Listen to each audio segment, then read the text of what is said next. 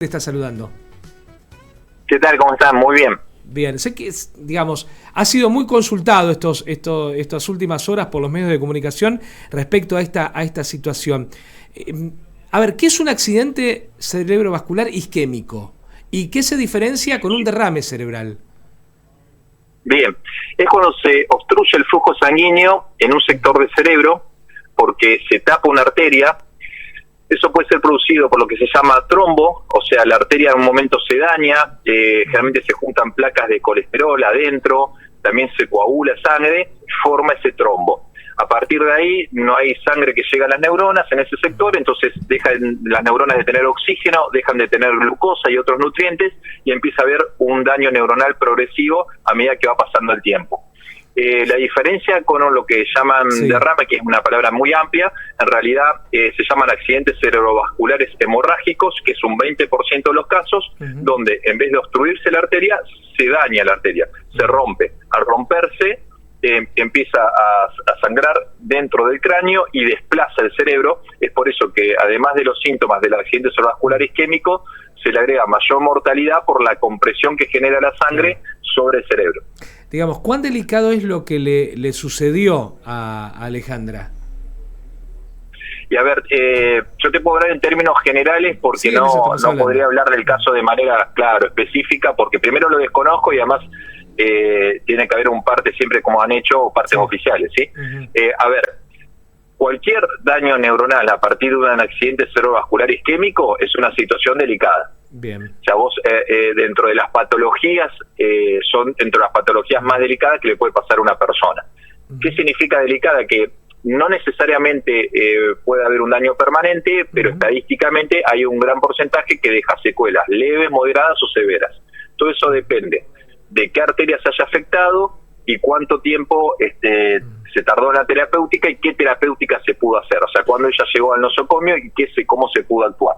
Porque hay un periodo de ventana, por ejemplo, en el accidente cerebrovascular isquémico, de más o menos entre 5 o 6 horas, que depende del paciente y el tipo de ACV, se puede aplicar lo que se llama trombolíticos. Ese trombo que le expliqué que tapa la arteria, tratar de disolverlo a partir de fármacos y que vuelva el flujo sanguíneo, y a partir de que vuelve el flujo sanguíneo puede ser que parte o gran parte, inclusive a veces en la totalidad de las neuronas que estaban sufriendo, vuelvan a la normalidad y a veces se recuperan totalmente, a veces parcialmente y a veces no deja secuelas. Bien, entiendo que cada caso es individual, digo, de cuán puede afectar, pero sí podemos hablar de quizás parámetros graves, no tan graves y leves.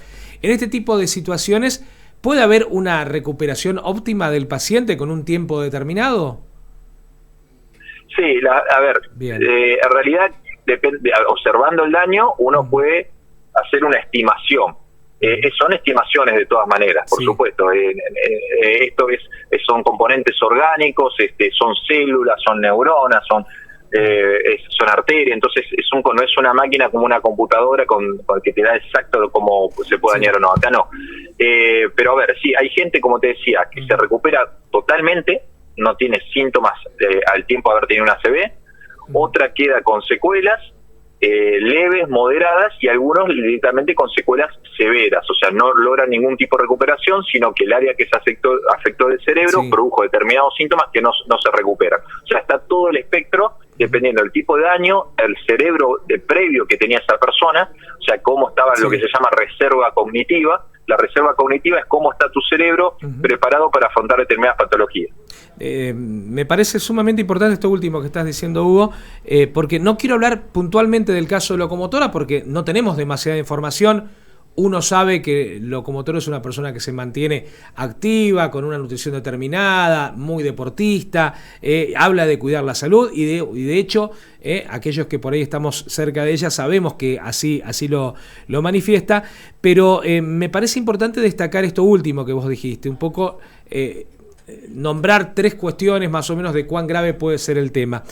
Ahora preguntarte, y me parece que esto también es importante para la gente, primero, si cualquiera puede tener un cuadro de estas características, y segundo, ¿qué hacer cuando vamos transitando por la calle y qué síntoma puede tener una persona que se desvanece o algún familiar o alguien cercano? ¿Cuán importantes son esos primeros minutos y qué hacer en esos minutos. Bien, a ver, los síntomas son variados porque depende del sector del cerebro que se afecta, qué síntomas da. El cerebro maneja absolutamente todo, nosotros somos cerebro. Entonces, voy de los más frecuentes a menos frecuentes. Lo más frecuentes es que se afecte el lenguaje, tanto en la expresión como en la comprensión, porque el área neuronal que nos regula en el lenguaje se daña. Entonces la persona de golpe se quiere expresar y no puede, o vos le estás hablando y no te entiende lo que le estás diciendo. Después el otro es la cuestión motora. Sí. Generalmente el lado contralateral al que se produjo el accidente cerebrovascular, la persona o no puede mover la pierna o no puede mover el brazo, o los puede mover pero de forma parcial, como que pierde fuerza. Esos son los dos síntomas más frecuentes. Y después hay una lista muy larga. A ver, puede traer vértigo, o sea, que giren las cosas, que uno note como que le parece que se está girando todo. Puede traer problemas visuales, tanto de un ojo como que cae un telón y de golpe no veo en un ojo, como no ver hacia los costados, como pasa como un caballo cuando le ponen para que no vea hacia los costados. Bueno, de golpe perdés la visión periférica. Después puede haber síntomas como los que nombrabas vos, por ejemplo, en realidad son más asociados a cefalea, y el accidente cerebrovascular hemorrágico puede producir una cefalea en estallido importantísima. Cuando uno tiene una cefalea intensa, por eso se llaman estallido, consulte una guardia, más que nada si nunca la tuve y es de golpe, la gente no puede ni hablar cuando hay un accidente cerebrovascular hemorrágico, produce ese tipo de cefalea del dolor que tiene. Ahora, que se desmayen y pierdan el conocimiento no es que no pueda pasar, pero no es lo más frecuente. Sin accidentes cerebrovasculares hemorrágicos es más frecuente, pero accidentes cerebrovasculares químicos son estos que conté. Bien, a mí me ha tocado en lo personal muy de cerca esto último que vos decías, y se hablaba un poco de la importancia y la velocidad de poder llevarlos al hospital, más allá de hacer una tomografía. Ahí está el otro tema, esa ventana de espera, a ver cómo eso se va desarrollando. Por último, hablar de cómo se puede prevenir esto y si hay edad para esto. Sí, a ver, el aumento de frecuencia de estas patologías, la mayoría de las patologías vasculares y neurodegenerativas aumentan con la edad. O sea, cuanto mayor edad, mayor factores de riesgo que generalmente se acumulan. Ahora, los accidentes cerebrovasculares en jóvenes se dan de manera bastante frecuente. De hecho, es el grupo etario en que está aumentando el número absoluto en mayor cantidad. Los accidentes cerebrovasculares son la primer causa de discapacidad a nivel mundial como patología, y tanto en personas mayores, y también se da cada vez más en jóvenes. ¿En qué está relacionado? Generalmente a que los factores de riesgo han ido incrementándose y tienen que ver, no sé si los nombré antes, con hipertensión arterial, colesterol elevado, triglicéridos elevados, azúcar elevado, que se llama diabetes, y factores tóxicos como el tabaco, el alcohol. Y si todo eso se le suma encima sedentarismo, uno no hace ejercicio físico y duerme mal, bueno, es como que cada factor de riesgo que tenés es como un ticket para sacarte estas patologías. Bien. Hay que entender que cuando vos tenés estos factores de riesgo, no solamente se dañan las arterias del cerebro, se dañan la del corazón, la de los riñones, tenés factores de riesgo para demencias como la enfermedad de Alzheimer. Y nosotros somos una maquinita biológica hecha de células, y que hay que mantenerla y nutrirla como uno cuida un auto. O sea, el combustible que nosotros ingerimos, que es el alimento, el agua, debe ser ordenado, como así un auto que usa nafta no le tiro diésel. Entonces, cuando uno se ingiere muchas sales, ingiere mucho colesterol, ingiere muchos azúcares, no hace ejercicio físico, no duerme correctamente, no toma líquido, el fumo, y bueno, ahí tenés todos los factores de riesgo para tener todos los tickets, dañarte las arterias, pero no solamente para tener enfermedades. La clave está en que estas enfermedades en general son crónicas y progresivas, que van dejando secuelas. Y entonces, el problema es que te afectan la calidad de vida en general. Claro. Cuando uno mantiene hábitos saludables que yo le digo justamente hábitos saludables para un cerebro, uno en realidad lo que está buscando no es solamente vivir más, lo que uno está buscando es vivir lo mejor posible y disfrutar de la vida con lo que te permite tu cerebro y tu cuerpo. Entonces es como afinar esa maquinita, estar lo mejor posible para disfrutar de las cosas que te da la vida. Bien, abro un paréntesis grande que tiene que ver con los jóvenes, y en este caso el uso de pastillas, de estupefacientes y demás. Eso, digamos, pone en riesgo respecto a este tipo de situaciones. Y a ver, en realidad hay que analizar droga por droga, pero justamente en general todas las drogas ilegales aumentan factores de riesgo de un montón de tipos de enfermedades. Después hay drogas específicas que tienen aún más relación con el accidente cerebrovascular, como puede ser, por ejemplo, la cocaína, produce vasoconstricción y, o sea, literalmente cierra arterias, y entonces tenés más riesgo de producir accidentes cerebrovasculares. Eso, salvando distancias, es lo que sucedió con Cerati. A ver, la verdad que no conozco, ahora no sí, perdón, claro, eso debe ser una cuestión más periodística. Sí. Yo te hablo en general, desconozco si eso después se comprobó, se certificó, desconozco. Sí. Lo que te puedo decir que en general que es un factor de riesgo en accidentes cerebrovasculares en personas con adicción a la cocaína, y hay otros más. También pues se puede dar con heroína, o sea, los que son que contraen arterias, que no necesariamente te puede pasar sí o sí, pero es un factor de riesgo que son más importantísimos. Por último, te pregunto, y es lo único que quiero meterme respecto a la locomotora, consultarte, después de una operación, ¿este tipo de situaciones pueden sucederse por algún coágulo que haya quedado dando vueltas? Sí, eso me lo estuvieron preguntando en los medios también. Sí. En realidad, a ver, no es lo frecuente. Bien. Se puede establecer una relación causal con alguna cirugía, pero hay que hacer una investigación bastante profunda, a ver si realmente tuvo relación con eso. Pero no es lo más frecuente. Lo más frecuente es que haya algún factor de riesgo no descubierto, que se fueron sumando, cuestiones metabólicas. Eso es lo más frecuente. Y hay que entender también que hay un porcentaje chico de 5% que quedan indeterminados. O sea, la persona tiene el accidente cerebrovascular y no se encuentra una causa. Se tapa una arteria y un daño, pero no saben por qué se ve el trombo, pero no saben qué factor de riesgo y por qué se generó, porque no los tiene.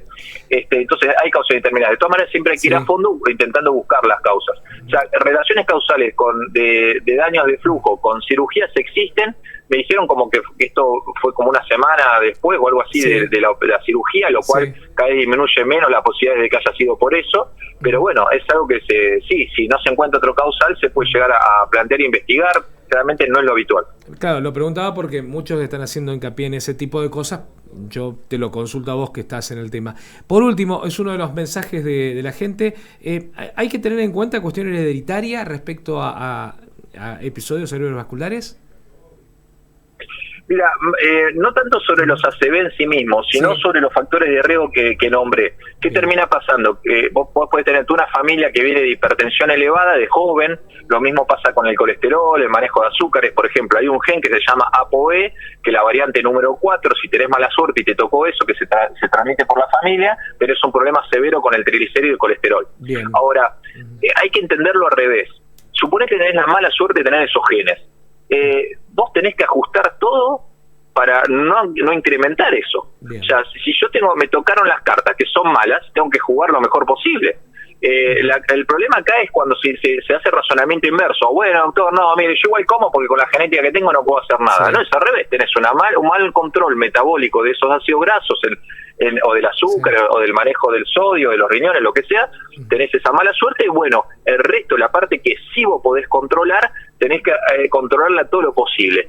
Miren, en realidad, muchos de los malos hábitos que tenemos los seres humanos vienen asociados a una cuestión de consumo, de venta, de marketing, que terminamos consumiendo porquerías por una vorágine que nos adapta y normaliza eso, y en realidad en Argentina tenemos la suerte de tener mucha tierra, muchas verduras, muchas frutas, mucha carne magra si se busca, tenemos todo como para alimentarnos bien. Te doy un ejemplo, no es que yo me quede de ejemplo de nada, pero simplemente tratando de aplicar estos conocimientos porque me dediqué a esto. Nosotros en mi casa, mis hijos ni nadie pone sal a las comidas porque no tenemos literalmente el salero. El sodio es bueno, es básico para el organismo. El problema es que con lo que comemos los argentinos ya viene el sodio incorporado y en la mayoría de las veces nos pasamos por el doble. Si encima le metes el salero, te pasás por el triple. Entonces, por lo menos saqué el salero y dije, bueno, si ya estamos ingiriendo más de la sal que debemos, no le voy a agregar sal. Entonces, fui cambiando el gusto y ninguno de mis hijos, hasta el punto que tenemos invitados, tenemos que comprar sal porque si quieren y si les llegan a poner sal para todos, ellos sienten muy salada la comida y tienen que estar tomando líquido. Entonces, realmente tenemos un acostumbramiento a los ácidos grasos, los azúcares, el cuerpo se va adaptando de eso, pero tiene un límite. Seguramente esta última pregunta que te hice de las cuestiones hereditarias debe ser una de las consultas que tenés de la gente que va a tu consultorio, estimo. Sí, es así. Mirá, ¿sabés lo que es muy frecuente? La frase,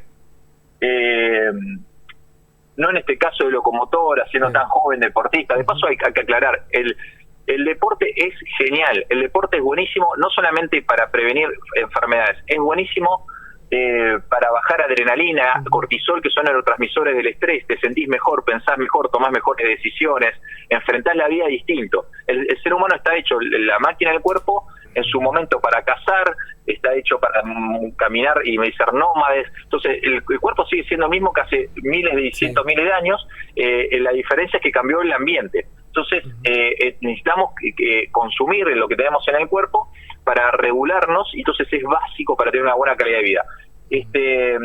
Pero hay una frase que dicen mucho, que bueno, doctor, dale, hay que morir. Y en realidad no es que te mueras, el problema es si te vas secuelando y vas afectándote vos y afectás a todo tu entorno, porque te llevas puesto un efecto dominó en la familia. Claro, si te morís de un momento para otro es una cuestión, pero si te quedás con cuestiones motoras ya es otra cuestión, y ni te quiero pensar si no te puedes levantar de una cama. Pero no son de motoras, cognitivas, que es lo que yo más recibo. O sea, problemas a nivel de las funciones mentales. Y de forma crónica y progresiva. ¿Sabés que es mucho más frecuente que el accidente cerebrovascular? Las demencias vasculares, el daño vascular crónico por microinfartos que está produciendo trastornos motor y cognitivo progresivamente. Entonces, la clave, si te pasa, pero por lo menos vos enseñás a tus hijos cómo tienen que alimentarse, comer, tratar de dar ejemplo. Yo sé que es muy difícil por esto que estoy diciendo, porque estamos rodeados de un marketing así y lo establecimos como normalidad. Pero el metabolismo, el hígado, las arterias, todo, hacen lo que pueden hasta donde pueden, y después, bueno, empiezan a pasar las consecuencias. Y entonces no te morís, te vas afectándote vos principalmente, y después de tu entorno. Y lo otro, lo que te dije, de la genética va y viene, es una lotería. La clave es qué haces vos con esa genética. Hugo, como siempre, un placer charlar con vos, agradecerte estos minutos para con nosotros. A disposición, un abrazo. Te dejo un abrazo grande. Hablábamos con el doctor Hugo Daniel Valderrama, médico neurólogo, máster en neurociencia. Hablábamos sobre lo que es un accidente cerebrovascular isquémico, lo que hablamos como ACV, causas principales de este ACV isquémico.